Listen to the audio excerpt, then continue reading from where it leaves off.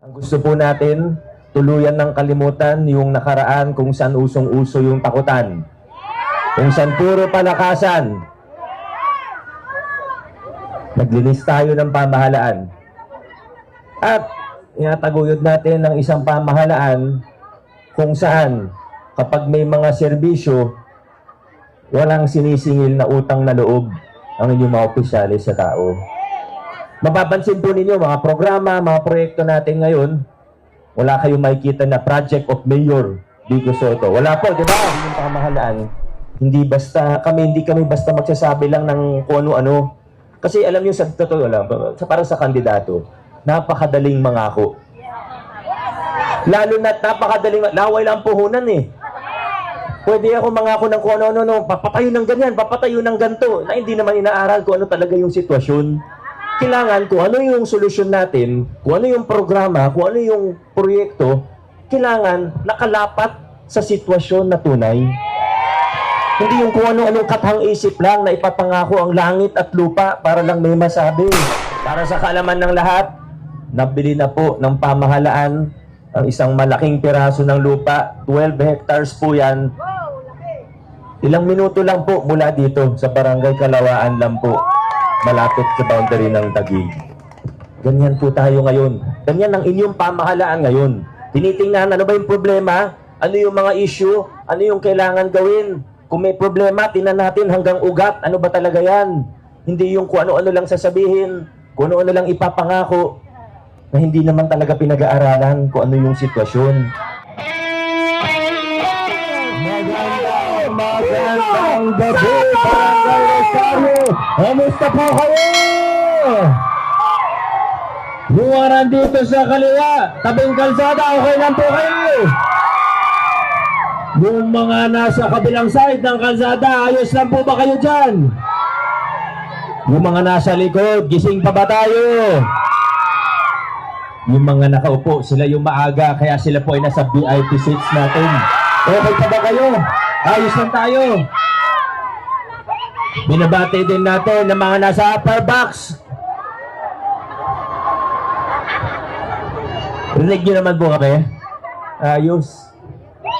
Sa kabila, meron naman lower box. Maraming salamat po sa napakainit na pagtanggap sa giting ng Pasig. Nakakataba ng puso ang inyong mga sigaw, yung mga cheer po ninyo. Maraming salamat po talaga sa inyo. Ang layo na po ng narating natin bilang isang lungsod. Ang layo na po ng narating natin. Nung una po kaming nag-file ng kandidatura ni Congressman Roman noong 2019, medyo iba pa po ang sitwasyon natin dito sa West Bank. Naalala niyo pa po ba? Ito, mga bata, maraming salamat. Mamaya na tayo magsigawan. Baka hindi tayo matapos, baka magsasaing pa ko kayo. Okay lang po. Di ba, iksiyan ko na lang po yung mensahe ko. Ano po? Huwag, habaan ko. Hanggang ating gabi tayo dito. Huwag ganun. Huwag po, kailangan din natin magpahinga kahit pa paano.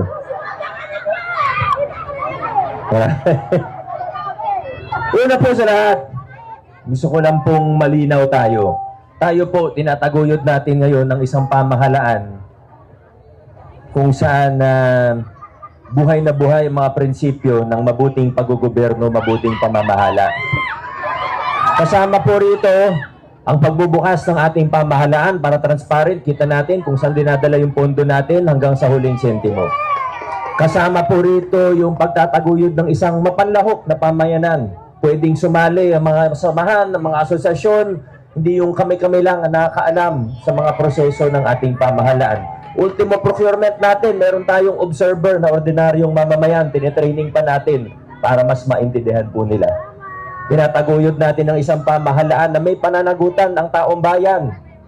May pananagutan ang opisyalis sa taong bayan. Ang gusto po natin, tuluyan ng kalimutan yung nakaraan kung saan usong-uso yung takutan. Kung saan puro palakasan. Naglinis tayo ng pamahalaan. At inataguyod natin ng isang pamahalaan kung saan kapag may mga serbisyo, walang sinisingil na utang na loob ang inyong mga opisyalis sa tao. Mapapansin po ninyo, mga programa, mga proyekto natin ngayon, wala kayong makikita na Project of Mayor Vico Soto. Wala po, di ba? Dahil una sa lahat, gusto natin, pag may nakita tayong programa,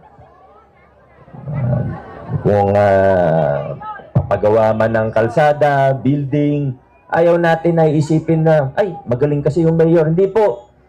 Pag nakita natin, may project ang lungsod natin, project yan ng bawat isang mamamayang Pasigueño. At pwede maging proud ang bawat isa sa atin. Pinapakita rin po natin, sinasanay natin ang tao na wala tayong utang na loob sa mga politiko. Wala tayong utang na loob sa mga politiko. Dapat ang mga politiko gawin nila ang trabaho nila. Kung sino ang pinakamagaling, kung sino ang pinakatapat, yan ang pipiliin dapat natin tuwing mag-eleksyon. Pero siguro, wala rin naman masama magbalik tanaw po tayo ng konti. Kasi sabi nga, di ba, ang hindi marunong lumingon sa pinanggalingan ay hindi, iba yun. Iba yung sinabi ni ate. Walang paruroonan. Naalala po natin noong 2019 dito sa West Bank, madalas tayong magamit sa politika. Naabutan po namin ni Congressman Roman, una kaming naglakad dito pagkatapos namin mag-file para mayor at congressman. Bukod sa maraming natatakot pag dumarating kami, kinakabahan, naabutan namin, nakapaskil na po yung mga notice dito. Naalala niyo po yun? I-demolish na daw po tayo. Naalala niya pa po.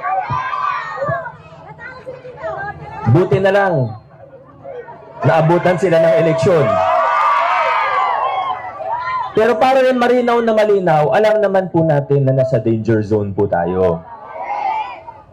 Alam din po natin na may mga issue talaga, delikado po talaga. Kaya darating talagang araw na mayroong relokasyon. Pero hindi yung kung saan tayo dadalhin na hindi pa maayos yung tubig, hindi pa maayos yung kuryente, sa malayong lugar na walang hanap buhay. Yan yung nilabanan natin noong 2019. At noong June 30, 2019, unang araw, July 2019, nung naupo na po tayo pagkatapos ng eleksyon, ang isa sa una kong ginawa ay baguhin ang pulisiya ng ating lokal na pamahalaan pagdating sa demolisyon at relokasyon. Hindi tayo mangangako ng kung ano-ano. Hindi ko po sasabihin na pwede ang hindi naman pwede. Pero kung kailangan talaga ng relokasyon, malinaw na malinaw po tayo. Ngayon, sa ilalim ng ating administrasyon, walang demolisyon hanggat hindi maayos ang lilipatan. At para malinaw na malinaw po para sa lahat, pati sa City Council po natin, ano bang ibig sabihin ng maayos na lilipatan? Basic muna, may kuryente. Hindi yung palilipatin tayo doon tapos wala pang maayos na linya ng Meralco o kuryente. Tubig, may hanap buhay, may access sa paaralan, serbisyong pangkalusugan. Yan po yung 5 basic. Pag wala yung 5 yan, hindi po pwede. Bawal na ngayon. Pero meron pa pong pang-6. May isa pa po tayong requirement na dapat doon sa lugar na gugustuhin ng ating mga residente. At masaya naman po tayo dahil masisimulan na po natin. May mga mauuna, by base, hindi naman, alam niyo, laki po ng West Bank. Ayaw natin yung style na magkakagulo tayo, marahas na demolition. Di ba? Wala na yun. Nampasan na natin yun, ganun eh. Wala na yung ganung style. Portion by portion po, aayusin po natin ito. Marami tayong pinag-aaralan, pati yung, di ba, makausap ko naman, pati yung mga taga hanggang may bunga, di ba? Ilang beses na kami nag-usap ng puso, tungkol sa embankment, ano ba talaga yung pwedeng gawin, hanggang saan ba talaga tayo pwede. Para sa Rosario, may 600 na po na mauuna, Nagsisimula na po ang construction natin sa Daang Bangka. Para lang po malinaw, kasi di naman tayo araw-araw nagkakaroon ng pagkakataon mag-usap, ano? Kaya po sila yung mauuna kasi nagsimula po yan bilang people's plan. Ibig sabihin, sila po yung nag-initiate. Ngayon, yung lupa sa gobyerno, Yusufrak, binigay yung lupa sa kanila. Tapos, hindi naman natuloy yung people's plan, sinalo ng lokal na pamahalaan, tinuloy po natin. Okay na yun, di ba? Kaninang umaga, sino po ang punta kaninang umaga dun sa mga ritual na, ano, may iba sa inyo, nakapunta po, nasa 100 yata kayo na nakarating po dun. Ngayon pa lang, kinukongratulate ko na po kayo kasi maganda po. Pati yung mga pagkakamali sa mga unang pabahay, yung mga pwedeng improve dun sa mga unang pabahay. Ito po sa ginagawa natin sa Daang Bangka, na correct na po yun. Kaya sigurado po, maganda po yun. Ngayon, para sa iba, hindi naman tayo lahat magkakasya sa Daang Bangka. Ano pong gagawin natin? Tandaan po natin ang issue sa lupa, hindi po ganun kadali. Kung madali, di sana matagal nang naayos yan, di ba? Pinilit po natin na maghanap ng lugar kung saan hindi nyo na po kailangan lumayo pa sa Pasig. Para sa kaalaman ng lahat, nabili na po ng pamahalaan ang isang malaking piraso ng lupa, 12 hectares po yan. Ilang minuto lang po mula dito sa Barangay Kalawaan lang po, malapit sa boundary ng Taguig. Ganyan po tayo ngayon. Ganyan ang inyong pamahalaan ngayon. Tinitingnan ano ba yung problema, ano yung mga issue, ano yung kailangan gawin. Kung may problema, tingnan natin hanggang ugat, ano ba talaga yan. Hindi yung kung ano-ano lang sasabihin, kung ano-ano lang ipapangako, na hindi naman talaga pinag-aaralan kung ano yung sitwasyon. Pag tayo may sinabi, hindi pangako. Sinasabi natin na pag-aralan na, kung hindi nagawa na, ginagawa na. Ganyan po ang inyong pamahalaan ngayon. Imbis na sa malayong lugar pa, may pagmamalaki natin sa lungsod ng Pasig. Baka ito na yung pinakamalaking in-city na relocation. Dahil yan po ang narinig ko mula sa inyo. Yung nakausap ko po kayo, karamihan ang sinabi, kung magkakaroon ng relocation, kung kailangan talaga, sana yung sa malapit lang. Nagawa po natin, nakabili tayo ng lupa na hindi sa malapit lang, sa loob mismo ng Pasig. At hanggat hindi ready yun, huwag kayo mag-alala. Safe na safe po kayo. Walang problema. Kanina po, nanggaling kami sa Ismar, sa Kalawaan. Iba naman po siyempre yung sitwasyon doon. Doon, hindi naman danger zone. Pwede. As is where is. Pero 4 na dekada rin nilang pinoblema yun. Kagabi, nasa Tambacan dos po kami sa Barangay San Miguel. Ganon din po. Ibang sitwasyon din. Mahigit 4 na dekada rin silang nakipaglaban doon. Naayos na rin po natin. Medyo iba rin yung sitwasyon doon. Hindi pwedeng as is where is. Pero sila pa rin yung beneficiaryo. Doon naman on-site ang gagawin. Makikita niyo po ang inyong pamahalaan. Hindi kami basta magsasabi lang ng kung ano-ano. Kasi alam niyo sa totoo lang, para sa kandidato, napakadaling mangako. Lalo na napakadaling, laway lang puhunan eh. Pwede ako mangako ng kung ano-ano, papatayo ng ganyan, papatayo ng ganito, na hindi naman inaaral kung ano talaga yung sitwasyon. Kailangan kung ano yung solusyon natin, kung ano yung programa, kung ano yung proyekto, kailangan nakalapat sa sitwasyon na tunay. Hindi yung kung ano-anong katang isip lang na ipapangako ang langit at lupa para lang may masabi. May naririnig po kasi ako na nangako, hindi lang langit at lupa, pati ibang planeta pinapangako na sa atin. Buti na lang, ang mga Pasigenyo, mula sa West Bank hanggang sa buong Rosario, hanggang sa buong Pasig, buti na lang ang mga Pasigenyo, hindi madaling bulahin. Ang Pasigenyo mapanuri, ang Pasigenyo matalino, nag-iisip. Totoo po, di ba? Pag pinakinggan nyo ang mga nagsasalita, ako man yan, o ibang kandidato, tinitingnan nyo, totoo ba yung sinasabi niya? Tama ba yung sinasabi niya? Mapanuri tayong mga Pasigenyo. Tama po ba? Hindi ko na masyadong habaan. Kasi baka magkatotoo yung gusto mo talaga hanggang hating gabi tayo dito? Sa totoo, marami pa akong gustong ikwento sa inyo. Pwede natin pag-usapan yung mga ginawa natin para sa senior, yung expansion ng local senior pension, yung sa solo parents natin, may allowance na, isa tayo sa unang nagpatupad yan, yung scholarship, Pag-asa scholar pa tayo ngayon, talagang palaki ng palaking scholarship ng lungsod ng Pasig. Yung mga ibang proyekto natin sa lahat ng iba't ibang barangay po natin, yung mga benepisyo ngayon, gaya ng libreng cremation at marami pa pong iba. Parang ayaw niyo yung libreng cremation. Kaya banggit ko lang, kasama yan siyempre sa programa natin, yung sa ospital natin, yung pag-expand ng Children's Hospital para mabawasan ang PCGH. 60 bed, ngayon 120 beds na, pati yung emergency room nilalakihan. Marami pa po tayong pwedeng pag-usapan. Pero issue shortcut ko na lang po. Tayo po sa lungsod ng Pasig, malayo na po ang ating narating. Kaninang umaga, pagkagising ko, bumangon ako sa kama. Sumalubong sa akin si San Pedro. Ay, teka, iba. Mali. Nalito na ako sa kwento ni Congressman Roman. Ay, San Pedro, wag muna. Hindi, alam nyo, alayo na narating natin bilang isang lungsod. Sa kasamaang palad, may iilan na gusto tayong bumalik sa mga lumang kalakaran.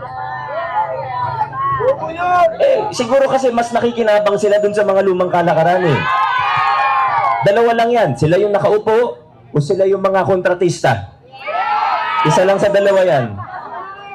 Sila yung mga kadikit nun. O baka may pangatlo, yung mga nababayaran. Pero ibang usapan na po siguro yun. Ngayon, sa akin, alam niyo po, hayaan mo sila kung anong gusto nilang gawin, kung anong gusto nilang sabihin.